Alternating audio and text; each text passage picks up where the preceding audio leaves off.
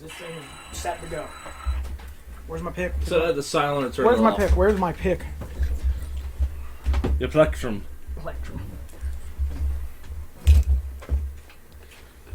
Dave, get in the shot. I'm trying to find. All right. Time. Yeah, I'd say. Alrighty. Okay.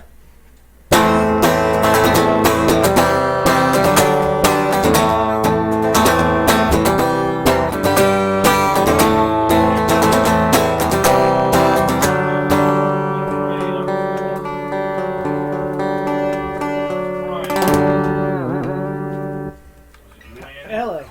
Welcome to Riff Talk. This is Brian Damage. And I'm Edward T. Riffman. We're joined off by the side, our friend Dave. I'm over here somewhere. Yep. So we're I mean, we had a chair in the middle for him, but I mean... It's more comfier over here. Yeah, it probably is. So anyway, I'll put that on the bed. I don't want to fall in it. So anyway, yeah, welcome to the first episode of Riff Talk, which is... What happened to, Did that just become, like, practice, or what happened to that video? Well, that was our pilot, and we test piloted the pilot.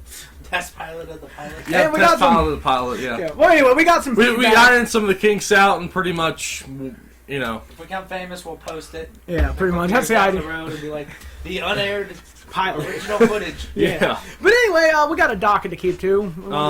Yeah, like, So for starters, let's talk Queensryche. yeah, Queensryche, they have a new album coming out next year, I mean... Oh, they're planning. They're hoping they'll get it to Yeah. get it there. Also, like, they're planning on making, like, a documentary? Yeah. The supposed word is they want to do like an Anvil story of Anvil style documentary to regain Which, I interest in the mean- band since Jeff Tate's left.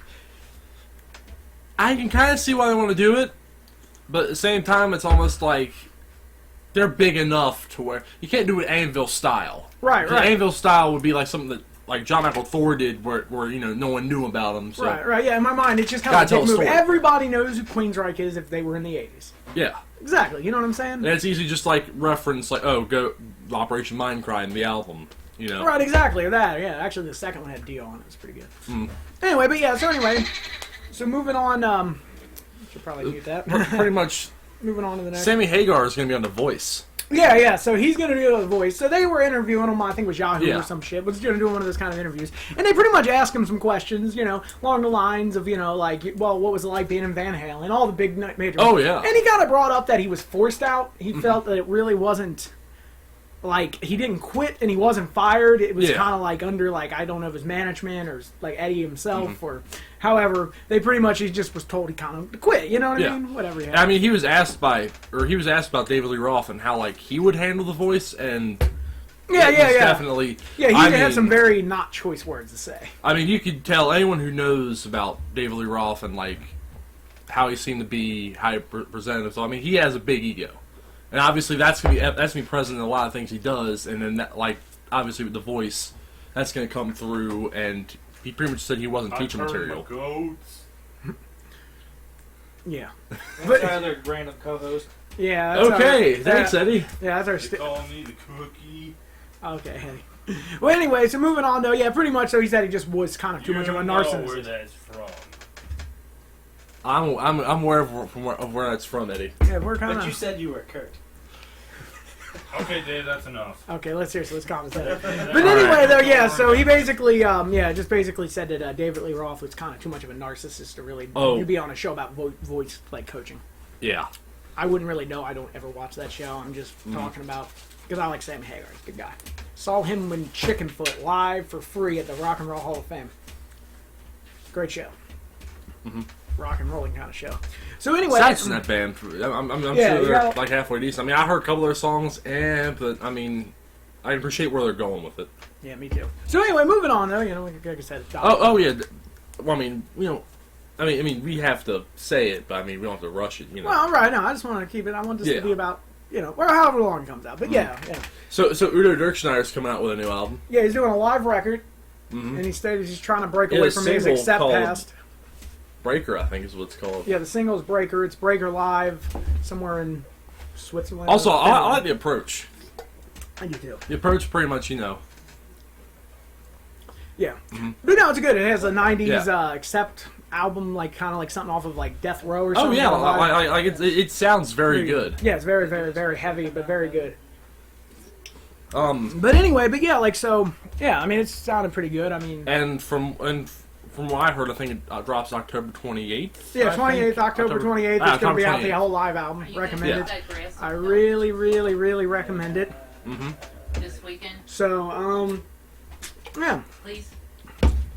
So what's next? Vinny Appice, Vinny Appice was saying that he doesn't really care Have any issues. that he was, he wasn't picked to be a drummer for Black Sabbath. Right, for their final tour. Yeah. Which is weird because he's been like the go-to drummer when it wasn't Bill Ward for like Who? Vinny Appice. Who? Exactly. So that's the problem right there. Yeah, right there, ladies and gentlemen, is the the reason problem. why he wasn't selected. But you know what? He has no problem with it. He has a super group going on right now. Yeah, he's having fun with that Yeah. surprisingly. Andy, what type of discounters were you at in your profile picture?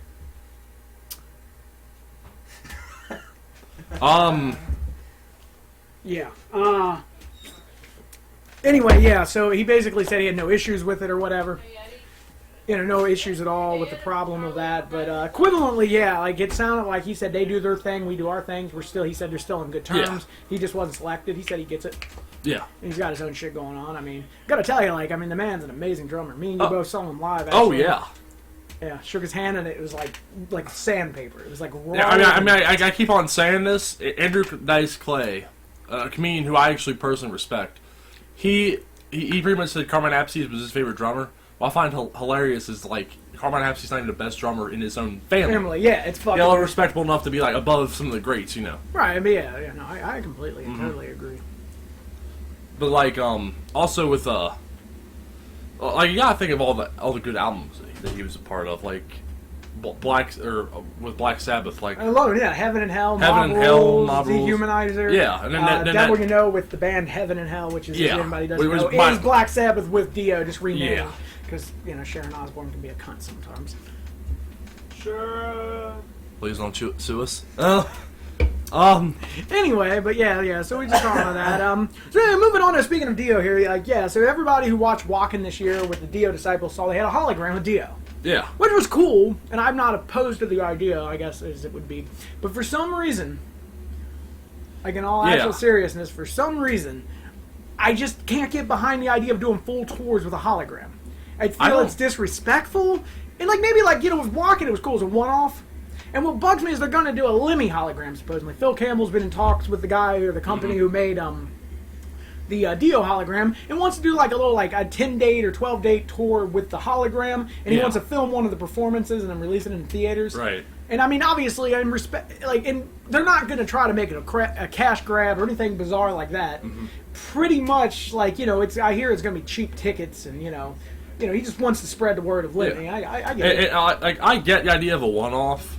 But I feel like that there are some people who just want to take this way too far and we're gonna make tours. We're gonna do we're to a certain degree. I guess that they might want to splice up words maybe or program it to sing different things and then make albums. I mean I can see technology coming. I mean I hope they don't do that. But the thing with the Dio Disciples is they're gonna do it like they've been doing it, but they're gonna have 4 songs out of their 12-song set that are gonna have the hologram. Mm-hmm. Which I get it, but it just parts of me just feel like that's just slightly disrespectful. That's all. I mean, maybe I'm wrong. Maybe I'm willing to accept the new future. I don't know. But anyway, so yeah, I mean, yeah, you know what I mean. Your thoughts, whatever. I mean, I don't know. I know my thoughts. What's your thoughts? Hey Dave, what do you think about the whole hologram thing? I think it'd be pretty cool, but then again, I'm not too familiar with the background of these bands. Well, how do you feel about any band? Let's say the next week they start doing David fucking Bowie hologram tours and full on. I know they want to do the Michael Jackson ones. I think they already did do a Michael Jackson. I'll go to Michael Jackson. Okay. Hey, there you go. Teach her on me. I like. And if Nickelback was legendary enough to have holographic tours, hell yeah. Yeah. Okay. I don't know. I kind of feel like it's something that can be easily just It tears the soul out of something when pretty much you're using intellectual property of something that's already dead. I feel like there's some sort of disrespect. Yeah, I mean, definitely worth watching once to see how this really sets up and your final tribute to this person. You're right. But other than that, I don't see how Yeah, it's just, you wouldn't, as a fan of Nickelback, you wouldn't find it slightly Right. legitimately I find disrespectful, it cool right now. though. I find it cool right now thinking about it. But like years from now, when in like the some, moment. when Nickelback, let's say like there's, what's their singer's Like, name? let's Like, say Chad Kroeger, like, he died, tragically, and then the next thing you know, his bandmates are like, let's get a hologram made and go tour. Well, to be fair, I mean, his brother's in the band, so there would be kind of some legitimate well, I mean, there would be, but at the same time, ideas. yeah, well, okay, so there you go. So moving on, though. Here's something we really want to get in the light here, because this is seriously something that, you know, is true to every shredder's heart. Jason Becker, one of the greatest guitar players out there, he's trying to make a new album. He's getting an Indiegogo right. fund going. And to put this in perspective for people who don't know, he has ALS. So when we say he's making a new album, what it is, he has, like, for the last 10 years, he's had this computer thing that he's able to, like, blink and stuff, and it moves the mouse on the computer, and he's, like, using MIDI and, like, digital stuff, been composing He's music. composing a whole album. Yeah, and he's going to get his friends like Marty Freeman, all the great shredders of the world to actually play on it and make his visions a reality, which to me is beautiful. In our description link, I believe we do have a thing to the Indiegogo. The way I look at it is, if you only got $1 or whatever, I mean, because I think it's if you invest $5, you get a copy of the album. 10. I mean, there's a little whatever how that worked out. Basically, if you got $5 to spend, invest it, because when it's out, you'll get a copy of the album for the $5. And you know what I mean? You're giving somebody who's been, like, tortured his whole life, pretty much. Yeah, ever in the last 25 years. I mean, horrific. I mean, in 1990, he was doing something with David Lee Roth after pretty much like Cacophony with Marty Freeman. Yeah, they split their separate. They went he their went separate ways because Marty Freeman went to Megadeth. So Jason Becker went with David Lee Roth to make an album. He was able to finish it barely, but couldn't actually tour. Yeah, and then he didn't end up getting paid as a result, which is just fucking bullshit. Yeah, it really. I don't know how well that album did, but he should have gotten something from that. Right? Yeah. If not from the sales from the album, like you would think that the label would have, rolled a bone. Right? Yeah. No, I completely. I mean, there might have been some reason behind it. Maybe it didn't do as well as I would think. But I mean, it's like there was millions. It was 91. I mean, but there was millions of dollars at play somewhere, and maybe just out of respect, the fact that a contract was signed, they should have paid him some. True. But anyway, so he's doing this, and as a recommendation, also listen to Inferno by Marty Freeman, which has one composition by Jason Becker on it called Horrors. I think it's the 5th or 6th track on there. Great shit. I mean, it's kind of basically use that as kind of what you'd call a preview to. On top of that whole album sounding amazing. Oh yeah, Marty Freeman. Couldn't plug him enough. My god, Inferno's. Great record. It's got everything from full of shred. It's very experimental too. There's like jazz pieces with saxophones. Yeah, like he has a shred duel solo duel with a saxophone and shit. It's nuts. It's great. It's great shit. It really is. Mm-hmm. So I recommend, Inferno, whatever. But yeah, I'm just saying, if you got $5, you want to hear a great showdown record. I don't know how long it'll take you. I know it's already at 35,000 of 50, I think is what it was. Mm-hmm. It's only been up for a couple weeks and it's already passed. It's like halfway through its goals. Yeah. So it'll definitely get made. So I'm just saying, put $5 in, or whatever the minimum is. Just it's worth it. Yeah. So talking about Pantera. Oh yeah. Okay. So yeah. Okay. If anybody doesn't know, the thing with Pantera is I don't know if it's because they're Texas or from Texans or whatever. They're Texans. Yeah, or however you want to say it. I don't know if it's that or what exactly it is. But for some reason, they come off racist. And like Phil Osama, I know he ain't really from Texas. I wouldn't say this is some can be racist. Like, well, I've done some research thinking, after like researching all this stuff. But basically, Vinny Paul says that Phil Osama with his like the white power joke or whatever from which he couple claimed months back, was white wine. But whatever the case is, he was being kind of racist, however you want to phrase it. But the thing is that I don't think that can actually tarnish a band's legacy. Especially when 50 years from now, here's the way I look at it. 50 years from now, after everybody in Pantera is sadly gone, the rest of the way. Rest in peace, Don. But once they're all gone, some guy's going to pick up Far Beyond Driven, and he's going to put that in, and it's going to speak for itself. It's heavy, it's balls to the walls, and there's nothing that I feel Phil saying something stupid at a fucking show that had 20 people at it. Yeah, seriously. Given the fairness to the internet, it's spread a little bit more, but you know what I mean? It ain't going to ruin anything. I mean, pretty much good music. It will speak for itself. Like, I mean, there is some speculation that Dimebag could have been like had like similar views to what people were thinking, like what Phil Anselmo was doing. Yeah, apparently. But his wife apparently signed some very inappropriate autographs. I don't know. Fans I'm not gonna. I don't want to get into that. it. I don't want to get into it. That's not the show. Dime is dead. I mean, let him rest. He was a great guitar player. Let it rest. It's more important that we hear the music rather than some of the things that were being said. Right, I agree. Especially when we have no record of it being said. We're just making shots in the dark. Right, because I'm not sure. Yeah, I mean, we don't know. We weren't there. It's just I feel Pantera's name, at least as a brand, will be as strong 30 years from now as it is now. Oh yeah, just good music, and I'm sure some record company who wants to make some fucking money will find a way to make it relevant. So maybe with a hologram of the whole band. Huh. So anyway, yeah. So speaking of bands that iconic bands that eventually might go the way of nothing. Acdc. Yeah, okay. Brian Johnson's. So apparently he's got apparently it's that whole hearing shit, whatever was going on with that. Apparently he's got some sort of electronic thing now in his ear so he can hear good again. And now the speculation will always come. Well, will he come back? Should he come back? Should Acdc call it quits? And honestly, I don't think they're ever going to call it quits. I just feel like Angus Young. To be fair, Angus Young to a certain degree has said he pretty much wants to play until he drops. And that's fine. I mean, I have nothing against that. I just feel like when's enough? Like, I mean, at this point, poor Malcolm pretty much can't play anymore. Yeah, really. I mean, they don't even have... And then they have Phil Rudd got on house arrest and they replaced him, so... Mm-hmm. And then, literally, Angus is the only real... I guess none of the drummers/bass players, I think... Is Cliff... what's that guy's name? Cliff... Whoever the bass player, is that the same guy? I don't know. I just know in general, though. To me, I was always willing to accept Acdc is the fucking Young brothers. And anything past that, I just feel like it's still the young. It's still the young uncle nephew combo. Mm-hmm. Yeah, but hey, if he can play just as good as his uncle, yeah, well, there you go. For right now, I want him to finish the tour. I don't know if I want another album. And we know Axl Rose is gonna stay there. He doesn't really. Unless he wants to reform either GNR or like to continue with Guns N' Roses and like not stick with the whole like nostalgia thing. Right. Well, I don't know what he wants to do. I'm sure he doesn't want to go like be the full-time thing. Right. Well, I don't even want to honestly necessarily say it was a nostalgia thing with the Guns N' Roses. It's all cool to see him. I get that. But I saw him without a couple of years back. I think 2011 December. Mm-hmm. Without the original, it was just his current whatever band. What did they have on there? Who was in the band? Richie Forsyth or the guy from 9 Inch Nails and Yeah, I don't. I couldn't tell you every name off there, but but basically he got together some really, really, really great musicians, and they did a good fucking show. Yeah. Especially back then, Axl's voice was still a little bit more, and it's closer to prime, I guess you could say.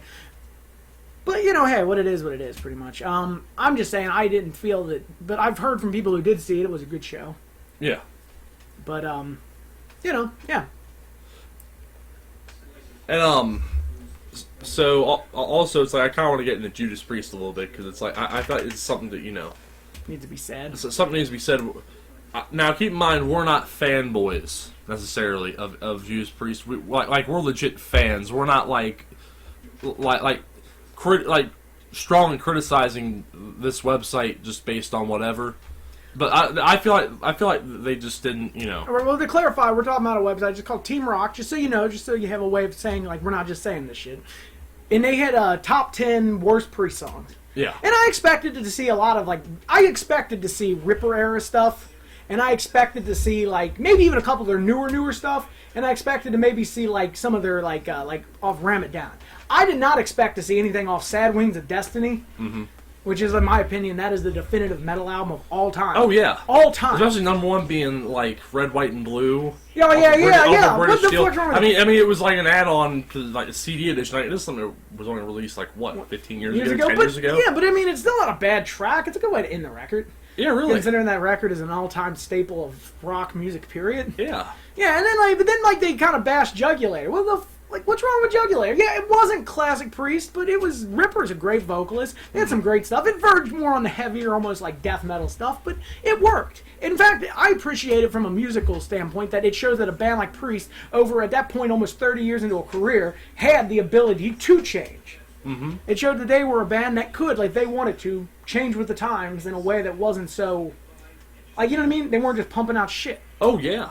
Great record. I recommend it. Jugulator. I always give props to a band that, you know, tries to... No, I'm not going to say the follow-up was Evolve. as good, but, yeah. But, Well, I mean... Yeah, well, to be fair, Demolition is kind of like their way of trying to return back to, like... To try to, like, reconcile with the older fans and, like, create a safe area. Yeah, it was kind of like, well, with Jugulator, they were accepting new fans, almost like, you know, saying this is actually more for new fans. Mm-hmm. And then with Demolition, they were like, well, let's maybe try a more classic sounding record. And it didn't work, maybe because they were, I don't want to say it's because they were trying too hard to make it that way. They're trying too hard to, you know, have their cake and eat it too. Yeah, pretty much. But, I mean, for what it's worth, we got Halford back about, what, late 2003 or early 2004. Something like that. And then it all worked out. They made Rainbow Retribution, a great fucking record. Not a lot of people like Nostradamus. I like Nostradamus. I mean, it's long. It's worth one listen through. If you're really a Priest fan, it's worth one listen through. Oh, yeah. Well, above all else, get the double vinyl just because it's fucking badass looking. Mm-hmm. But, anyway, yeah, so, you know, that's my thoughts. On a random note, what do you think about Yes? They're pretty good. I mean, this is kind of a weird, like segue, but I mean... Yeah, we're going to, like, pretty much talk about some progressive rock here. Old school, 60s, 70s, you know, Pink Floyd's another one. Obviously, you could even, like, segue into some Rush, too. I mean, I kind of really just want to focus on Yes for a moment, because it's like... I feel like a few of their songs are just mind-blowingly amazing. Yeah, like I would describe them... Like Heart of the Sunrise and Yours Is No Disgrace are probably two of my favorite songs to come out of the 70s. Like, they're just some of the most uplifting pieces of music I've ever listened to. Yeah, like the beginning of Heart of the Sunrise is like kind of like a lifting experience. Like it's just crazy. Like, you don't have to... I mean, you know the old trope, it's like, oh, you have to listen to drugs to make these songs sound awesome. No, they sound awesome on their own. That's merit. What I was actually about to say. The thing I like about a lot of progressive rock, especially Yes, though, and maybe a little bit of Pink Floyd, too, they do a really good job of being high, writing music that then transfers to you, making you feel high when you listen to their music. Yeah, really. Like, you know, it's the kind of shit you put on your headphones, turn off the dark, like, turn off the lights, just close your eyes, and, like, it really takes you on a good journey. Mm-hmm. I mean, Yeah, my guitar teacher I learned from was pretty much that way. Loved Yes. He loved fucking, like, almost all that stuff. T-Rex was another one. I know they're not as, like, on par with Yes, but, like, you know, just that kind of stuff. And I'm also thinking of Pink Floyd. I feel like this is worth mentioning. I mean, considering that they're pretty much one of the biggest, if not the biggest, prog band of all time. Right. Well, like, here's my thought process real quick before I let you do your thing here. I've never legitimately been that big of a fan of, trying to think how you phrase this. David Gilmour. Let me put it this way. Let me bring this back to David Gilmour, the guitar player / singer on some things. Yeah. Pink Floyd. I've always appreciated him as a musician. Mm-hmm.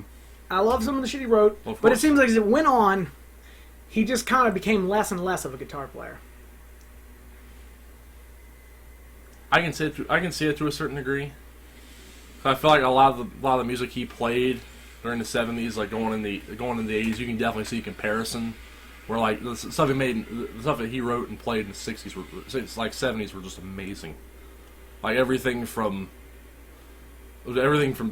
Dark Side of the Moon all the way through the Wall. I mean, right. I mean, it's so much great material. Yeah, it's classic masterpieces. I mean, I got it. I'm just saying, like, I feel like when I saw a concert on HDNet like years back of just him with, I guess, some solo thing he was doing himself. Yeah. And it just seems weird. Like he has 3 other guitar players doing all this stuff, and he has his guitar and stuff on a couple songs, you know, but doesn't really put a lot of.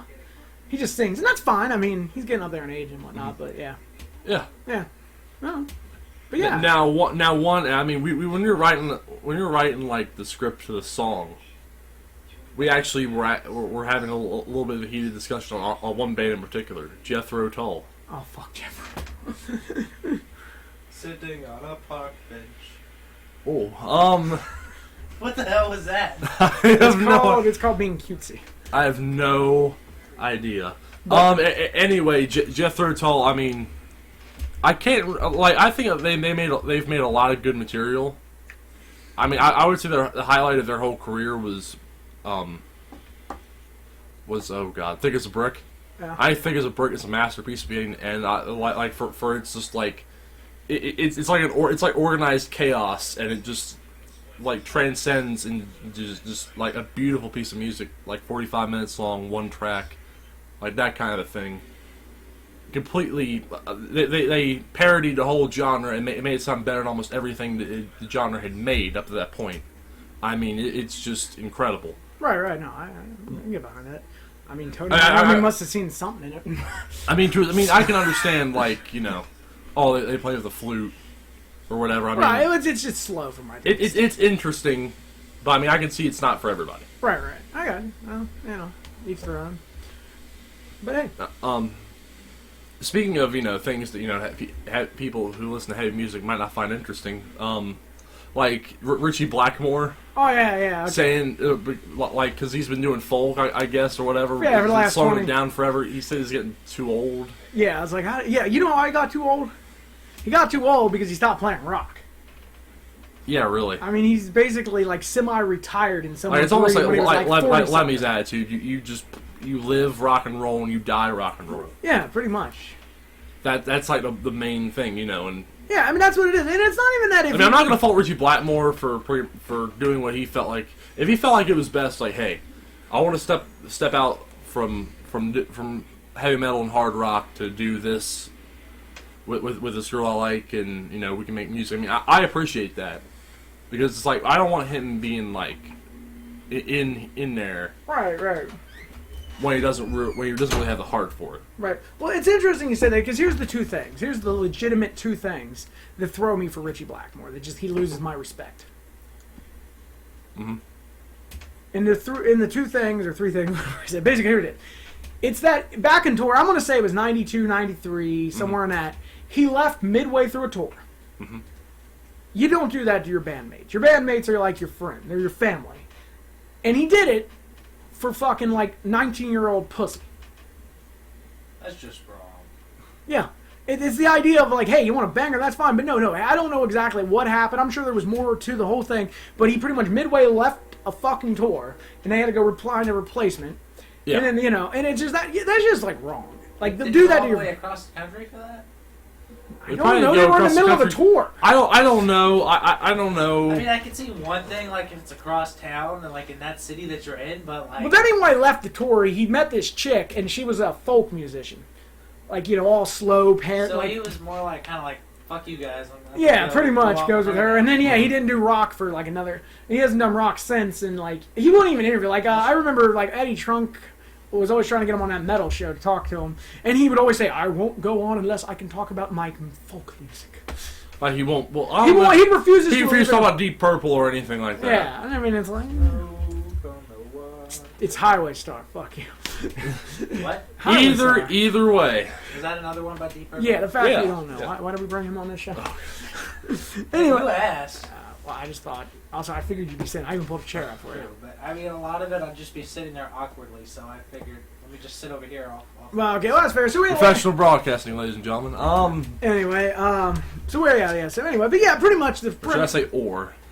Or, on, Moving on, the Metallica, like, I don't know who did this. It's really genius. Whoever did it. They took these new singles from the new album and they pretty much, played it as if it was, like... Old school, Justice like, for All. yeah, and just like 80s style, like, thrash Metallica. Yeah, like, they we've all really... been wanting them to come back to form with this album and Death Magnetic and, Right. Well, here's the thing about that. To give some perspective, like, Hardwired was actually a pretty good, like, old school take. Yeah. I mean, it's a fast song. It gets in. I mean, it has a couple cues I feel like they missed. Like, I feel like there should be more solos. But hey, that's up to the musician. Whatever's in Kurt's little soul there. But for me, Moth and Flame, is that what it is? Moth and the Flame, yeah. Yeah. It's the weaker. Well, they're the original version, not necessarily the altered, but like originally, Moth and the Flame, I feel like is the weaker of the two tracks. It's longer, and I just feel like it reminded me of shades of Saint Anger. To a little bit, I feel like it sounds kind of like it's repetitive, but not core-ish, the right way. Not so much metalcore, but like it sounds different. There's something off about it that's not. It's a tinge off. But I hear this new version, and it's like what it is they got it. Like if you listen to this, pretty much if you type in Hardwired to Self-Destruct songs reimagined as Injustice for All, you'll It's all probably Metal find, Injection. Yeah, I think Metal Injection. I think we have a link to it on the description. Yeah, if not, but yeah, if you type it in, you'll find it. And it's basically, to me, it sounds more focused. Like the riffing feels tighter, and it feels less all over the place. Now, understand there is no lyrics or anything or vocals on this because I guess this is the guy that just re-recorded it himself. Yeah. But I mean, it sounds good. It's not to say what they're doing ain't good. It's just I never even thought about this. Maybe it's the vocals that ruin that song. I never even thought about that. Okay, well, I don't even know about that. But here's the thing about this new record they're coming up with. Okay, it's gonna be 120 minutes long or 18 or something specific. They announced or they've like said how long. Oh no, wasn't really gonna be that long. Yeah, really, because it's gonna be 2 CDs or 2 whatever double or however they're doing that, a double release or however they were gonna. I don't know. It's always been like 90+ minutes. Or I don't remember. I don't remember know. at one point it being, but the idea behind it is it's only 9 tracks. All I know is that 9 tracks. That's 10 minutes Moth of and track. Flame and Hardwired, they're both like 6 minutes apiece. Actually, yeah, either that or one of them's like a little bit shorter. But yeah, in general, they're both already a little bit longer. So we're talking 7 other tracks have to be. Again, oh my god, hey, 8, 9 minutes. I mean, I know the like Death Magnetic.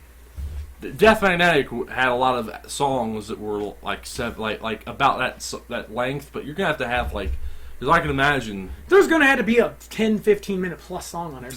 There might be like 2 20-minute long songs or something. Yeah, like if you do. I'm for anything like making music interesting. I mean, if I could listen to a 45-minute long song, I have a lot of patience to listen to anything that I think is good quality. Right. So if they make good quality material, then I think it's definitely gonna work out for them.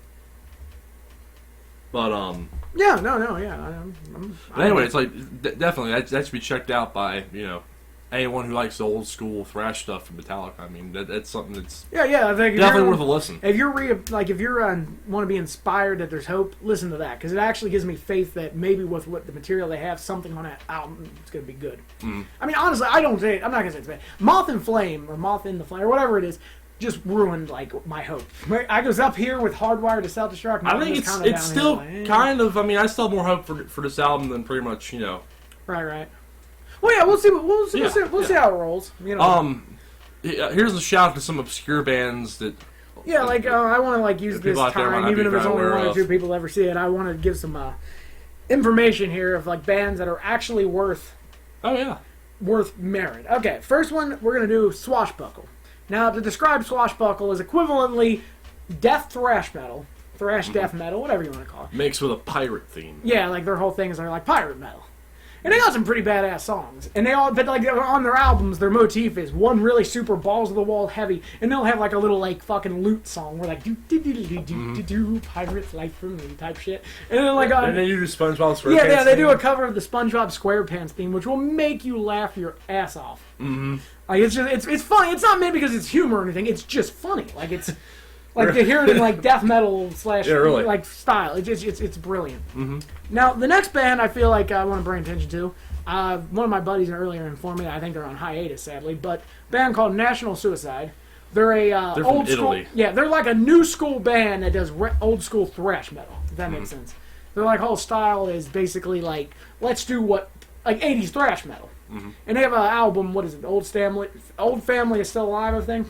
Something like that. Yeah, it's a great old school throwback. Has a lot of like a mix between I'm gonna say Overkill, Testament, and like maybe even a little bit of Metallica. Maybe just little bits and pieces. Oh, good shit though. And then finally, this is a band that's older. Like I'm pretty sure they started somewhere in the early '70s, but they're called Loudness, and they're a half American, half Japanese rock band. I myself would describe them closer to basically being Eddie Van Halen meets I don't know what's I just well, it does sound like it's Van Halen. 70s hard rock. Yeah, it's like Van Halen. I would have to say. Yeah, but I mean I don't know. It's pretty good. I mean, if you like older stuff, I mean, I only bring them up because it just feels like they don't get a lot. Like what I mean, you don't hear a lot of people talking about the band Loudness. Yeah. But just a band I've been listening to the last couple like weeks more thoroughly than I could say. But I mean, I remember hearing about them years ago, and they're pretty good. And finally, here's a band called Thor. Yeah. Led by John Michael Thor. Which there's a documentary about him called I Am Thor. I think we discussed this earlier, but Yeah, and a little bit, but yeah, it's pretty much. I describe them as Kiss, but far more badass. Oh yeah. Way more badass. Like they got like what's it called? The Unchained album, I think. I think it's just called Unchained. Unchained. But I'm calling it the Unchained. Amazing beginning to end. And I mean, yeah, it's like a perfect record. Well, like seriously, I mean, if you're a fan of like hard rock or metal, look it up. It's on Google Play. If you have on Google Play, if you don't, it's probably on YouTube. Yeah, just look it up. Look it up. Like seriously. Yeah, look up the song. Now it's funny on YouTube. It gets the video. It's called the worst music video ever. I beg to differ, but it's kind of cheaply produced. But you know what? I don't care. There's a good song behind it. So yeah, I mean the music's great. I mean this shit. It's one of those bands. I don't get how they didn't get bigger. His stage show used to be that he would like take metal and he would like bend it with his teeth and blow up fucking what are those like hot water bottles, like the bag ones. Yeah, and he'd blow them up and pop them. And great show, great theatrics, great band. Sadly, they never got a lot of. Yeah, really. I mean, yeah. Well, I think a lot of it, if you watch the documentary, I don't want to spoil it for you, but I think a lot of it had more to do with that he wanted to go into movies, and then the movies didn't work out, and he kind of had some like depression issues. And he really wasn't. He got screwed over by the fact he was Canadian. Yeah, I feel like for some reason, if you look at Anvil, between Anvil and Thor, there's something about there is something about that. But well, what can you do? But that's why we're here to tell you about them. Yeah. I recommend it. Pretty much if we got Netflix, I'm pretty sure the story of Anvil is on there. I'm pretty sure I Am Thor is on there. Yeah. I'm pretty sure, I think those are the only documentaries. Also, actually, yeah, and what was the other one? Not Dead Yet. That's the Jason Becker one. It's about his life, and it's an interesting watch. Like I said from before, I think I have a link in the description and shit. You should definitely, just donate to the cause. Great record. Yeah. Hope for the best, And on that note, I think it's time to just bring it down here. Yeah, pretty much time to... Yeah, it's about 35-minute mark if I can see that from here.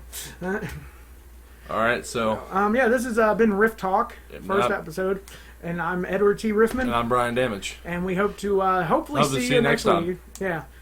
And on that note, I'm going to go over here and push this button. And you all have a good night.